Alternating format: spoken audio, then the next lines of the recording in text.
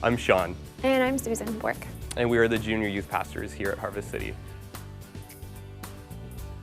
When we were in New Brunswick, I just Googled churches in Regina. And as I was looking at the list of churches in my head, the only way to describe it is it was highlighted. And I was like, okay, well that's gonna be the first one. And we clicked on it. And one of the first things we noticed is Diane Harrison's prophetic ministry. Oh, yeah. And Susan was kind of starting to kind of form her gifting in prophetic. And when we read about that, we read that this church is huge on this ministry, we were just like, man, like we know we're going to be trained, you know, we're going to be mentored. And here is an actual class and an actual ministry leader who specifically teaches on prophecy. And that was a huge, like, okay, this is probably it. Mm-hmm. When I came out here from New Brunswick, like Susan said, I came out a month and a half earlier. I came here for that month. And then when she joined us, we tried a couple other churches and ended up coming back here, and instantly Susan was like, this is it. So I was like, that's awesome. So that's how we found it. The old website. Yeah, we were just like sitting in the service and the countdown's on for the service to begin. And the other places we'd been were fine, they were good and whatever, but this one I was just sitting there and like the intensity of the presence of God, and I was just like, if anybody would have actually come up and said hi, because nobody did that time, but if anybody would have actually come up and said hi to me, I probably would have just started bawling. Like, because I was so affected, and I was like, okay, I'm listening, right? But and I feel like that was just his way of being like, this, right here, is where you belong. We were looking to be trained and mentored and just challenged and developed in our giftings and things like that. And we'd prayed about that a lot, and then we had this strong feeling in our heart that that's what God was after, that he was leading us to that. And then we had other people who would come and visit us, and they'd be like, before you go, we gotta pray with you. And they'd speak these things over us and confirm everything that we knew. But the first day that my daughter and I, because Shawn was here before us, first day we were here at Harvest City, there was an altar call, we went down front, Pastor Joel starts prophesying, he's prophesying all kinds of really crazy stuff over so many different people, and then he comes beside us.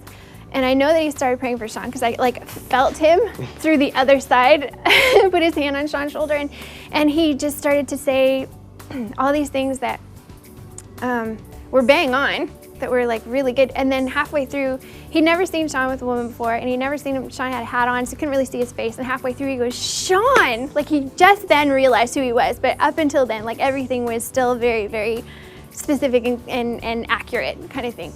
And then from there, he just started to speak into us even more.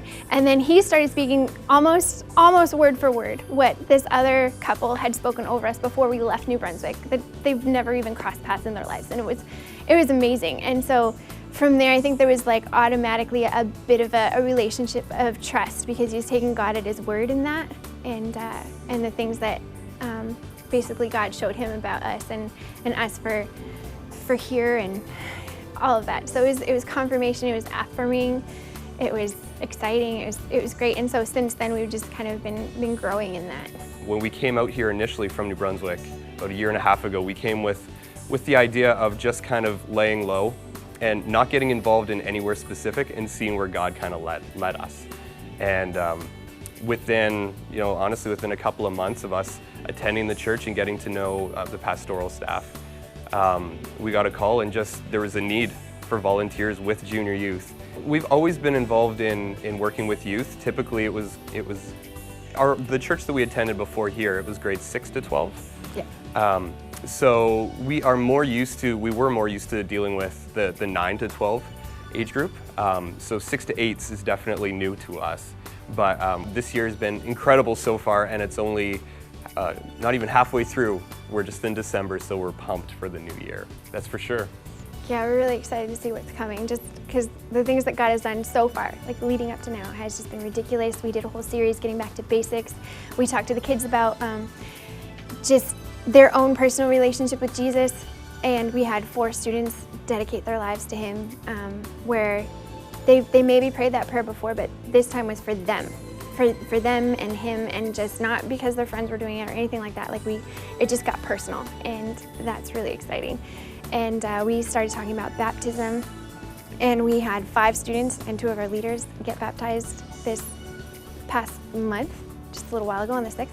And crazy things, like we were teaching them about how it's more than just what Holy Spirit, when you get saved, you know, Jesus comes to live in your heart and whatever, but then when you get baptized, Holy Spirit does more. He gives you more. And they were saying one came up out of the water and just felt like a backpack filled with rocks had been lifted up off of her back, and just the weight was gone.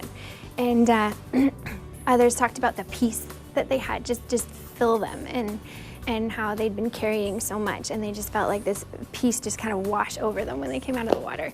Crazy stuff.